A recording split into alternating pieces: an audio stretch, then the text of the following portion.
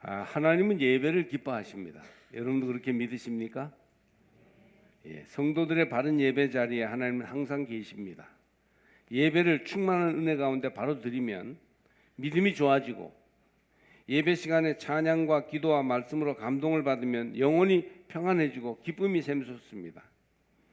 예배는 하나님과 사람이 만나는 자리이고 우리 영혼이 건강하게 회복되는 일이며 모든 어둠의 요소가 물러가고 빛으로 가득히 채워지는 시간입니다. 예배는 영어로 worship인데 worth, 가치라는 말과 sheep, 어떤 상태나 지위를 나타내는 단어가 합쳐진 말이에요. 가장 가치 있는 일, 가장 중요한 시간이라는 뜻입니다. 예배는 인간이 경험할 수 있는 가장 가치 있는 시간입니다. 여러분 그렇게 마음으로 아멘하고 믿으시기 바랍니다. 오늘 성경은 아모스의 예언 중에서 예배에 대한 예언자의 가르침을 담고 있습니다. 이스라엘이 여호와의 날을 간절히 기다리는데 그날은 빛이 아니고 어둠이라는 것입니다. 심판의 날이 될 것이라고 합니다. 왜냐하면 그들이 절기와 성회를 지키는데 그것이 다 잘못되었기 때문입니다. 번제나 소제나 화목제와 같은 그들이 드리는 가장 중요한 예배가 잘못되었기 때문입니다. 그것은 생활 속에 정의와 공의가 흐르지 않기 때문이라는 것입니다.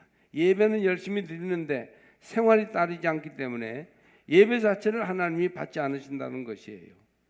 예배와 생활이 연결이 되지 않고 예배 따로 생활 따로 하는 것을 하나님은 그냥 보지 않으시고 심판하신다는 것입니다.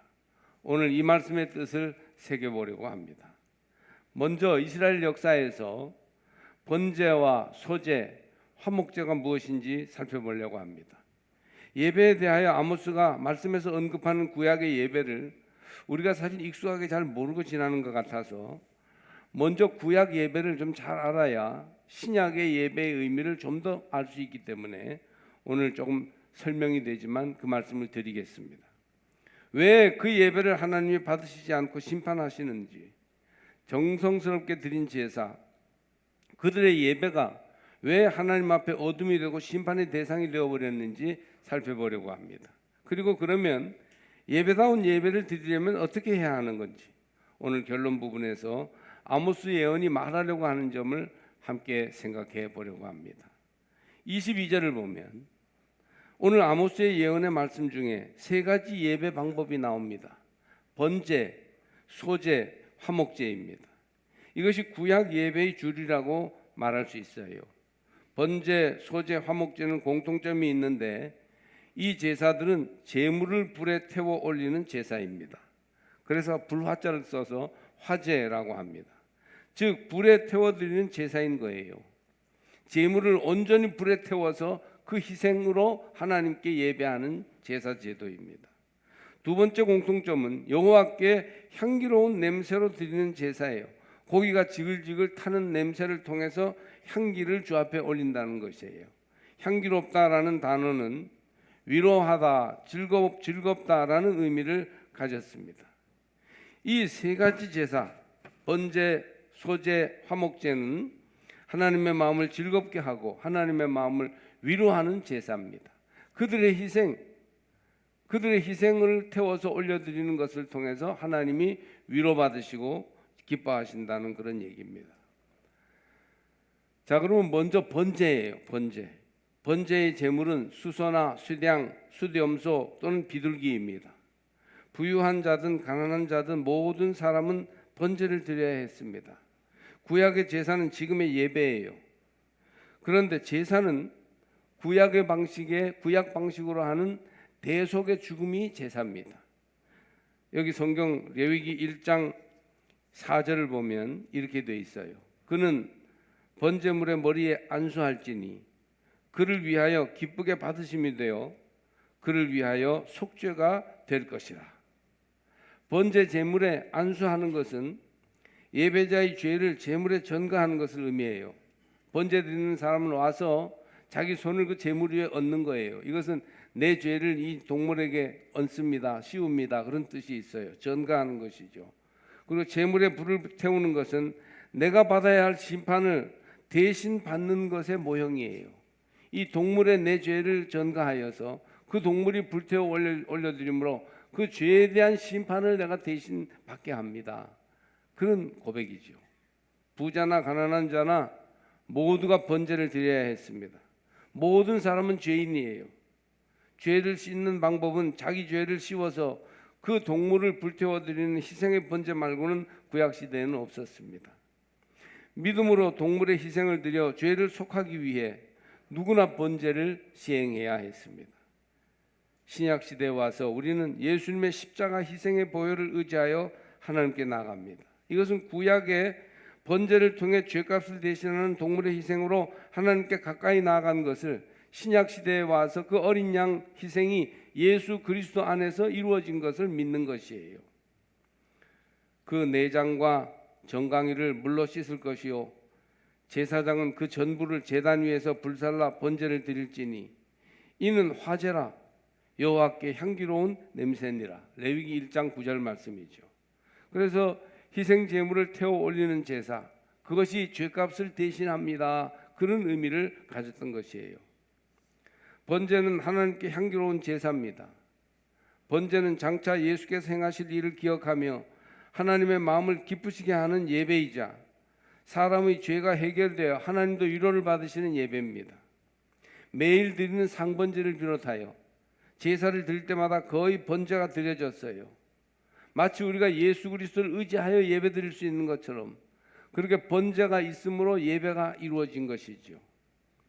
번제는 우리 시대에 와서는 예수님의 보혈을 의지하여 하나님께로 가까이 나갈 수 있는 길을 열어주신 예배의 구약적인 모형이라고 말할 수 있습니다. 번제. 다음으로 소제입니다. 소제. 소제는 감사의 제사예요. 소제는 짐승의 제물로 드리는 제사가 아닌 곡물 제사입니다. 고운 가루, 화덕에 구운 것, 냄비에 튀긴 것, 첫 이삭 등을 드리는 것을 통틀어 소제라고 합니다. 번제는 피 있는 제사이고 하나님의 형벌에서 벗어나고자 하는 뜻이 있었고 죄사함이죠. 소제는 피 없는 제사로서 곡식과 포도주와 또 마른 포도 열매와 같은 그런 것과 기름과 유향이 드려졌어요. 소제는 번제와 함께 드릴 수 있는 제사였습니다. 몇 성경 구절을 레위기에서 읽어드리면 누구든지 소제의 예물을 여호와께 드리려거든 고운 가루로 예물을 삼아 그 위에 기름을 붓고 또 그 위에 유향을 놓아. 레위기 2장 1절. 네가 화덕에 구운 것으로 소제의 예물을 드리려거든 고운 가루에 기름을 섞어 만든 무교병이나 기름을 바른 무교전병을 드릴 것이요. 레위기 2장 4절. 너는 첫 이삭의 소제를 여호와께 드리거든 첫 이삭을 볶아 찌은 것으로 내 소제를 삼되. 레위기 2장 14절. 고운 가루가 여기 나오는데 온전한 헌신을 상징했어요. 하나님께 예배드릴 때 소제를 드렸다는 말은 온전한 헌신으로 구원받은 것을 하나님께 감사드렸다는 의미입니다. 구원에 대한 감사의 고백을 번제와 함께 소제로 드리는 것이에요. 고운 가루는 완전히 빻은 가루로 사람의 상한 심령, 가난한 심령을 의미합니다. 우리 하나님 앞에 예수 그리스도의 보혈로 인하여 구원받는 그 은혜에 대해서 믿음을 가지고 있을 뿐 아니라 이제 소제로서 감사하며 우리 자신의 가난한 심령, 찢겨진 심령을 주 앞에 드리는 예배를 드리는 것을 의미해요. 죄인된 우리가 상하고 통회하는 마음, 찢어지고 조각난 마음으로 하나님 앞에 나갈 때 구원을 얻었고 이에 대한 감사의 고백이 바로 소제입니다. 여러분 소제의 예배도 드리시기를 바랍니다. 소제에는 기름과 유향을 함께 소제물에 붓습니다. 영적으로 이는 우리 시대의 성령과 기도를 의미합니다. 예배 때 이런 소제의 예배가 있어야 해요. 우리가 죄인인 것을 아는 것과 회개는 성령께서 하게 하십니다. 예수 그리스도의 보혈로 구원받는 믿음의 고백과 함께 우리가 죄인이요 회개함으로 성령의 인도하심을 따라 주님 앞에 나가는 예배를 드리는 것, 이것이 소제의 예배입니다. 성령의 기름이 부어지고 유향의 향기로운 고백과 감사가 우리의 예배에서, 지금 여러분의 예배에서 회복되시기를 축복합니다. 소제물에는 누룩과 꿀을 섞어서는 안 됐어요. 너희가 여호와께 드리는 모든 소제물에는 누룩을 넣지 말지니 너희가 누룩이나 꿀을 여호와께 화제로 드려 사르지 못할 것이라. 왜 이게 금지되었냐면 누룩은 죄를 상징하는 것이에요. 소제를 통한 감사의 고백은 죄와 함께 해서는 안 되는 것이죠. 죄를 회개하고 정결한 마음으로 소제를 드리게 되어 있어요. 우리는 번제의 희생, 신약 시대로 말하면 예수님의 피를 통해 구원받았어요. 그러니 다시 죄인으로 돌아갈 수 없습니다. 그러므로 죄를 가진 채 감사의 고백을 하나님께 올려드려서는 그 제물을 하나님이 받으실 수가 없습니다. 누룩과 그런 것들을 섞어서 드릴 수 없는 것처럼 정결한 마음으로 회개한 영혼이 하나님 앞에 나와 영광과 감사를 돌려드려야 합니다. 너희는 누룩 없는 자인데 새 덩어리가 되기 위하여 묵은 누룩을 내버리라. 우리의 유월절 양 곧 그리스도께서 희생되셨느니라. 할렐루야. 고린도전서 5장 6절 7절 말씀입니다. 자, 번제, 소제, 세 번째는 뭐죠? 화목제. 세 번째로 중요한 정규 제사가 화목제예요. 화목제는 평안의 제사이며 킹 제임스 역에서는 peace offering, 평화와 제물이라는 말이 합쳐진 단어로 씁니다. 화목제, 평화의 제사라는 얘기예요. 우리는 죄로 인해 하나님과 원수과도 같은 관계가였습니다. 그러나 제사, 즉 예배를 통하여 우리의 죄가 사함받았습니다. 구약 시대에는 구별된 짐승에게 죄를 전가함으로 제사장에 올려드려 죄사함을 받았고, 신약 시대에는 단 한 번 예수 그리스도께서 속죄 제물이 되심으로 누구든지 그를 믿기만 하면 죄사함 받아 구원받습니다. 할렐루야. 그래서 하나님의 자녀가 되었고 하나님의 백성이 되었어요.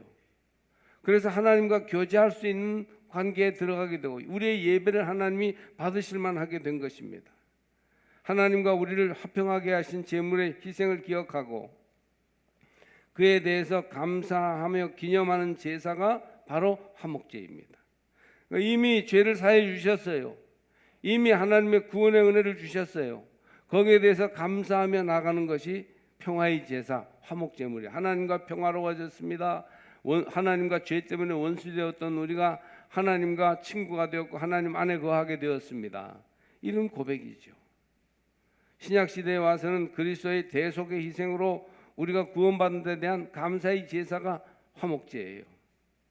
곧 우리가 원수되었을 때 그의 아들의 죽으심으로 말미암아 하나님과 화목하게 되었은즉 화목하게 된 자로서는 더욱 그의 살아나심으로 말미암아 구원을 받을 것이니라. 그뿐 아니라 이제 우리로 화목하게 하신 우리 주 예수 그리스도로 말미암아 하나님 안에서 또한 즐거워하느니라. 예수님이 우리의 죄를 사해 주시고 영적으로 우리를 새 사람 되게 하셨어요. 누구든지 그리스도 안에 있으면 새로운 피조물이니 이전 것은 지나가고 새 것이 되었도다. 할렐루야. 이렇게 되었어요. 그래서 즐거워하며 기뻐하는 예배를 드리는 것, 이게 화목제예요. 저와 여러분의 신앙생활 속에 화목제의 예배가 회복되어야 할 줄 믿습니다. 구원받은 은혜를 기뻐하며 주를 영화롭게 하는 예배를 드려야 하는 것입니다. 아마도 요즘 우리가 저녁마다 모이는 다니엘 기도에 기뻐 뛰며 찬양하는 것이 이 화목제에 해당한다고 저는 생각합니다. 구약에서 화목제는 하나님과의 관계의 회복뿐 아니라 이웃과의 관계의 회복을 의미하기도 합니다. 그래서 그 예배 자리에서 하나님과 화평해질 뿐 아니라 원수 맺었고 서로 갈등이 있었던 이웃과 화목을 선포해서 평화를 선포해서 그때부터 나아가 화평한 삶을 살게 되는 것이었어요. 구원받은 화목제는 구원받은 그리스도인들의 사랑과 연합과 일치를 의미하는 것이죠. 그는 우리의 화평이신지라 둘로 하나를 만드사 원수된 것 그 중간에 막힌 담을 자기 육체로 하시고 법조문으로 된 계명의 율법을 폐하셨으니 이는 이 둘로 자기 안에서 한 세 사람을 지어 화평하게 하시고 또 십자가로 이 둘을 한 몸으로 하나님과 화목하게 하려 하심이라. 원수된 것을 십자가로 소멸하시고 또 오셔서 먼 데 있는 너에게 평안을 전하시고 가까운 데 있는 자들에게 평안을 전하셨으니 이는 그로 말미암아 우리 둘이 한 성령 안에서 아버지께 나아감을 얻게 하려 하심이라. 에베소서 2장 14절에서 18절 말씀입니다. 이 말씀은 유대인과 이방인이 그리스도 안에서 연합, 즉 한 세 사람을 이룰 것을 말하고 있어요. 유대인과 이방인들, 헬라인들은 점처럼 하나 되기 어려웠는데 우리가 하나님과 하나 되고 보니 하나님과 화평한 관계를 들어가고 보니 이제 서로 이웃과 갈등을 맺고 화합할 수 없는 사이가 화합하게 되더라는 말씀입니다. 참된 예배를 통해서 하나님과 화평을 누리게 된 성도들이 서로의 관계 속에서도 장벽을 넘어서서 어려움을 극복하고 하나가 되는 역사가 이루어지게 되는 것입니다. 우리는 희생제사의 예배를 통해서 하나님과 화해하였고 사람들과 화평을 얻었습니다. 이처럼 신약시대에 와서 그리스도 안에서 하나님과 화평하였고 사람들과도 화평하게 되었습니다. 왜냐하면 우리는 그리스도의 피로 가까워졌고 하나님과 우리의 관계에 평안이 임했듯이 하나님의 자녀된 우리 모두가 그리스도 안에서 평안을 누리고 있기 때문입니다. 우리가 예배할 수 있다는 것에 감사합시다. 예배를 통해 죄사함을 얻어 하나님 앞으로 나갈 수 있으며 하나님과 대화하고 교제할 수 있는 존재가 되었어요. 얼마나 감사한 일입니까? 바른 예배를 드릴 때 하나님과의 화평, 이웃들과의 화평, 이것이 우리에게 이루어지는 것이에요. 영감이 있는 예배, 영적인 감동이 있는 예배를 드리게 되면 위로부터 은혜가 강같이 흐르고 우리의 삶의 모든 불화와 갈등이 없어지고 평강이 임하게 될 것입니다. 화 있을진저 여호와의 날을 사모하는 자여, 너희가 어찌하여 여호와의 날을 사모하느냐? 그 날은 어둠이요 빛이 아니라. 이 말씀을 왜 아모스가 이렇게 통탄한 마음으로 하고 있습니까? 그것은 온전한 예배를 드리지 못했기 때문이에요. 예배와 생활이 일치되지 못했기 때문이에요. 하나님과의 화평, 이웃과의 화평이 삶 속에 나타나지 않았기 때문입니다. 그래서 하나님의 심판을 피할 수 없다고 아모스는 외치고 있습니다. 여호와의 날, 여홈 아도나이. 여호와의 날은 예언서에서 마지막 때를 일컫는 표현이에요. 주로 마지막 때에 임할 하나님의 심판을 말할 때 여홈 아도나이, 여호와의 날이라는 말을 씁니다. 하나님 앞에 예배에 실패한 백성들을 기다리고 있는 것은 심판이에요. 따라서 하나님 백성들은 미래의 막연한 희망에 기대지 말고 지금 자신들의 모습을 돌아보고 바른 예배를 드릴 수 있도록 회개하여 돌아와야 합니다. 너희가 내게 번제나 소제를 드릴지라도 내가 받지 아니할 것이요, 너희의 살찐 희생의 화목제도 내가 돌아보지 아니하리라. 조금 전에 번제, 소제, 화목제 다 설명했고 그 의미를 말씀드렸잖아요. 그런데 그걸 받지 않겠다는 말씀이에요. 그 아름다운 예배의 그 주시는 은혜를 제대로 백성들이 누리지 못하고 있기 때문이죠. 왜 이렇게 하나님이 화가 나셨을까요? 왜 예언자를 통해 돌이킬 수 없는 심판을 그들에게 선고하고 계십니까? 내 노래소리를 내 앞에서 그칠지어다 내 비파소리도 내가 듣지 아니하리라. 요즘으로 말하면 성가대의 찬양과 복음성가 제창과 특별 연주를 할 필요도 없다, 내가 안 받겠다, 그런 얘기예요. 왜냐하면 예배가 잘못되었기 때문입니다. 거룩한 예배 자리, 하나님께 드리는 예배가 바로 돼야 하나님이 모든 우리의 신앙 행위를 연락하시고 기뻐하신다는 말씀이에요. 여러분, 예배는 하나님을 만나 구원의 은혜를 누리고 치유와 평안을 얻으며 하늘 복을 받는 자리예요. 예배가 살아있으면 우리 영혼이 살고, 영혼이 잘 되면 범사가 잘 되고 강건할 것입니다. 이상하게 잘 되는데, 잘 풀리는데 그것은 예배를 바로 할 때 가능한 일이에요. 그런데 예배에서 문제가 생겼어요. 무슨 문제일까요? 아모스는 24절에서 이 점을 잘 보여주고 있습니다. 오직 정의를 물같이 공의를 마르지 않는 강같이 흐르게 할지어다. 그들은 하나님 앞에서 절기를 지키고 때에 맞춰 제사를 드리면 하나님께서 자신들을 지켜주시고 복주실 거라고 생각했어요. 그러나 그들의 예배가 바른 예배가 아니었기 때문에 하나님과의 화평, 이웃과의 화평이 온전히 이루어지지 않는 거예요. 그래서 공의와 정의로운 생활의 실천이 이루어지지 않는 것이죠. 하나님께서는 이런 제사를 헛된 제사로 보았던 것이죠. 하나님이 기뻐하시지도 받아주시지도 않을 것입니다. 먼저 성전에서 진실하고 영감 있는 예배를 드리고 나아가 생활이 변화되고 새로워져야 돼요. 정의로운 생활과 공의로운 인격으로 서야 되는 것입니다. 성전 예배와 생활 예배의 연결과 균형 잡힌 실천이 아모스의 예배 정신입니다. 이 점을 우리는 잘 살펴야 돼요. 한국 교회는 예배와 생활의 연결이 잘 되지 않습니다. 예배는요, 어느 나라, 어느 민족보다 뜨겁게 드려요. 눈물과 감동이 있습니다. 예배 드리는 걸 좋아합니다. 어떻게 보면 한국 교인들은 예배 중독자라고 말할 수도 있을 만큼 예배를 열정적으로 드립니다. 출석률도 높은 편이에요. 그러나 그 예배가 생활에 연결되는 게 약해요. 믿음과 인격이 일치되지 않는다는 점이 문제입니다. 믿음 좋은 사람들의 생활이 어떤 때는 너무 타락되어 있고 교만하며 거짓되어 도무지 존경을 받지 못하는 거예요. 아니, 저렇게 거룩한 예배를 드리는 사람, 하나님의 존귀한 말씀을 매주 듣는 사람이 어떻게 저런 인격과 생활로 살아갈 수 있단 말인가? 깜짝 놀랄 만큼 모순된 거예요. 예배 때는 아멘 주여를 찾으면서 천사 같고 의인같이 고상하고 아름다우나 생활 속에 들어가면 그렇지 못해요. 하나님은 그들의 생활을 보고 그들의 예배를 판단하실 것입니다. 배우자와 자녀들을 대할 때, 시장이나 직장에서 사람들을 만날 때, 우리의 골목에서 생활의 장에서 매일매일 생활하고 있을 때 배려할 줄 모르고 공감할 줄 모르는 이기주의자들이 믿는 사람일 경우가 많습니다. 도대체 무슨 예배를 어떻게 드렸기에 삶이 그러한가? 우린 그런 의문을 가지지 않을 수 없습니다. 바로 아모스가 지금 북이스라엘 백성들을 향해서 외치는 하나님의 말씀이 그런 말씀이에요. 대부분의 신앙인들이 매주 적게는 한 번, 많게는 10번 이상 예배를 드립니다. 예배를 계속 드리다 보니 습관이요 의무가 되었습니다. 의무로 예배 드릴 때 무언가 얻기 위해서 드리는 공로로 예배를 생각하기 쉽습니다.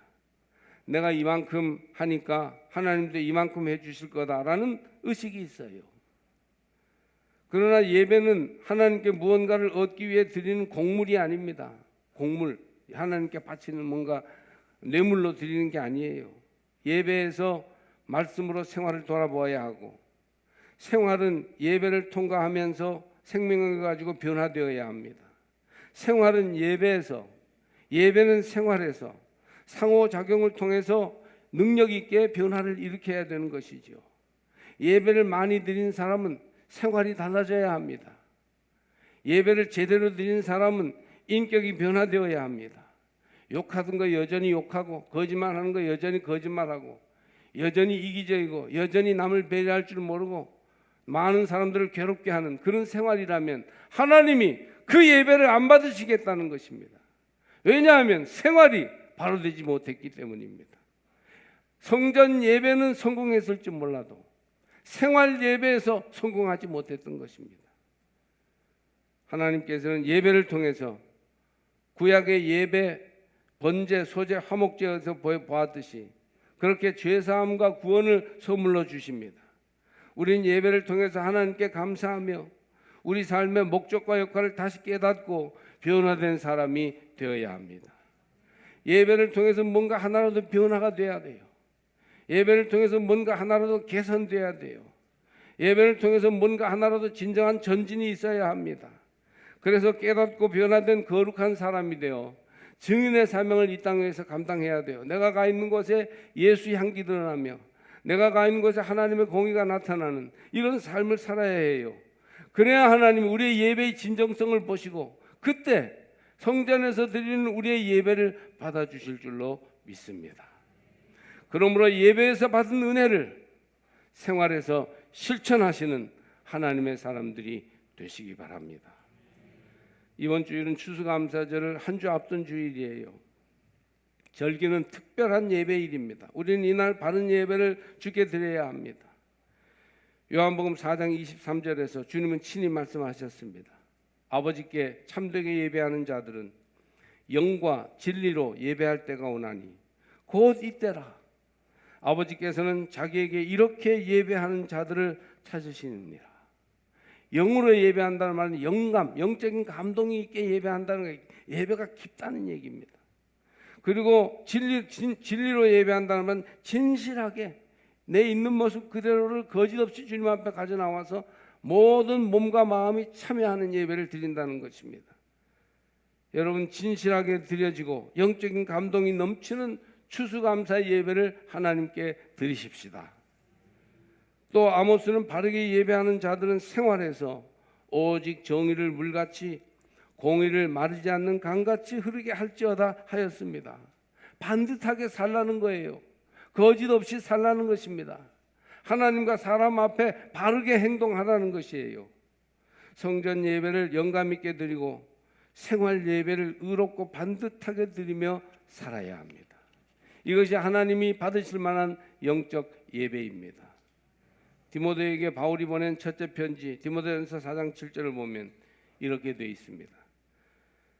망령되고 허탄한 신화를 버리고 경건에 이르도록 내 자신을 연단하라.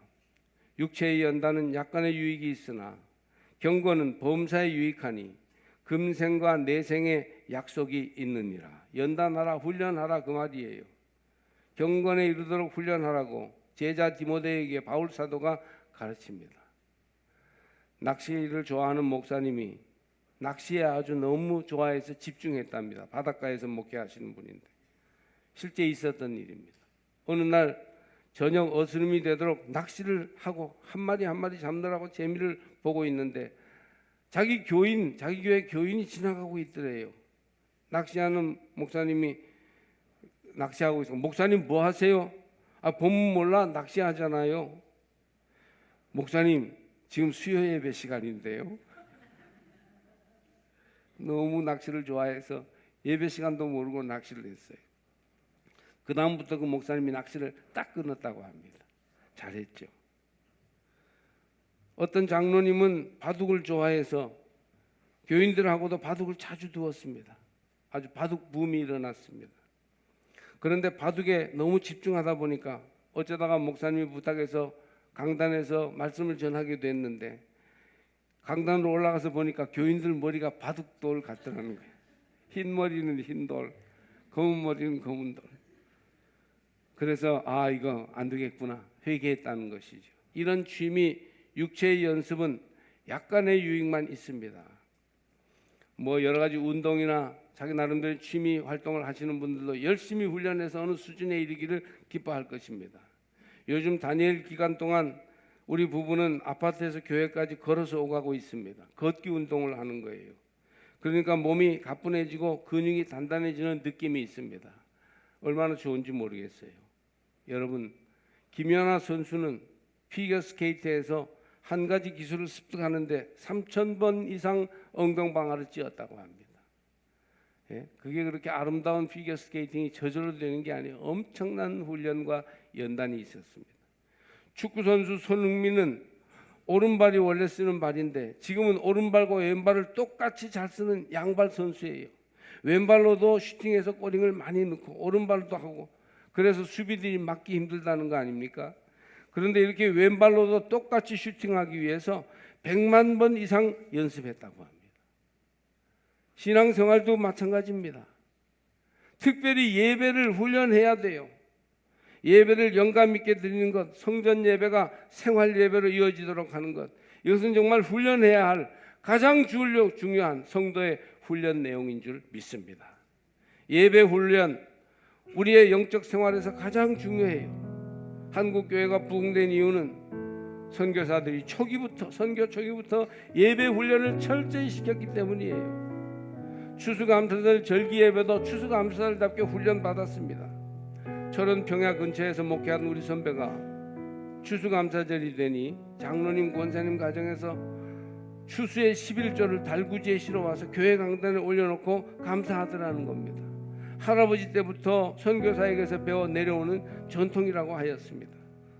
여러분, 젊을 때부터 평소부터 바른 예배, 은혜로운 예배 드리기 위하여 항상 훈련해야 합니다. 우리가 바르게 훈련하고 올려드릴 예배는 성전 예배와 생활 예배 균형과 조화를 이루는 것입니다. 할렐루야.